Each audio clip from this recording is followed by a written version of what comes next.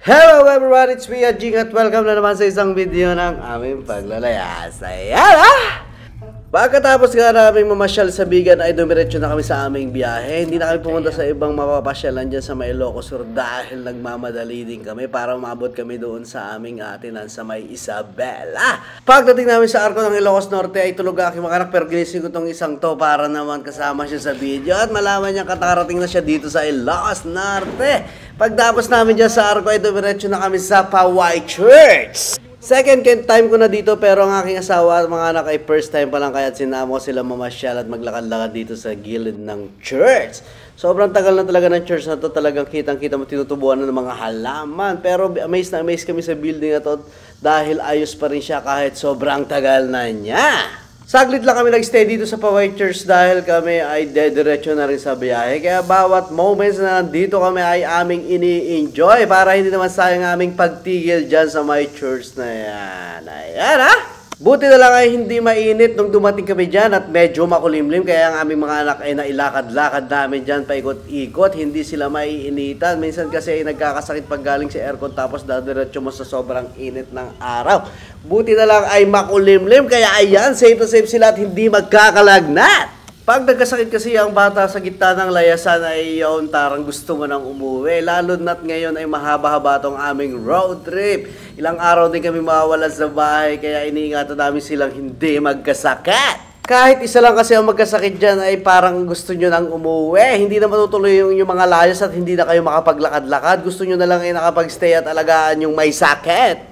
At kaya naman naging sobrang masaya din silang dalawa dyan ay hindi nga mainit. Ayun, no? I-enjoy na lang naman yung bawat moment na aming stay dito sa Paway Church habang nag-aantay ng oras at kami ay dediretso na ulit sa aming road trip.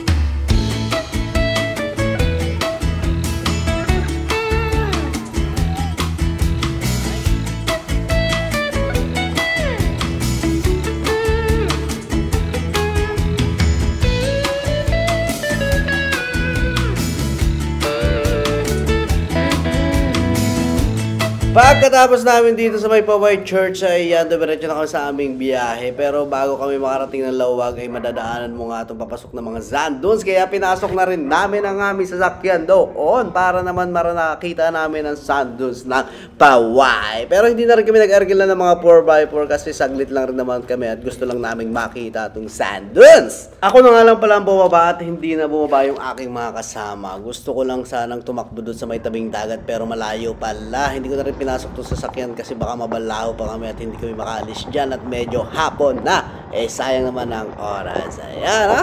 Pagkatapos nga namin dito sa doon sa lumabas na ulit kami sa highway at dumiretso na sa aming biyahe dahil kailangan namin maghanap ng matutulugan. Ang goal namin ay makarating na ng Burgos para malapit na kami sa aming susunod na pasyalan kinabukasan. Bago nga dumating ng Burgos ay naghanap na kami ng aming matutulugan. Ang dami naming pinutahang mga hotel na nakikita ng aking kapatid sa kanyang cellphone pero hindi talaga kami nakatulog doon. At dito meron kami nadaanan at nakita sa gilid lang ng karsada sa highway na isang hotel. Ang Casa Cayo. Ayun. Ang hirap banggitin ng pangalan. Nabubulol pa ako Pero maganda aming tinulugan. Bahala na kayo Feeling ko isang araw pa lang ang haba na natin. Tagal-tagal na natin. Anong ulam natin, chef? Apretadang oatmeal. Apretadang oatmeal saka bulalong pasta.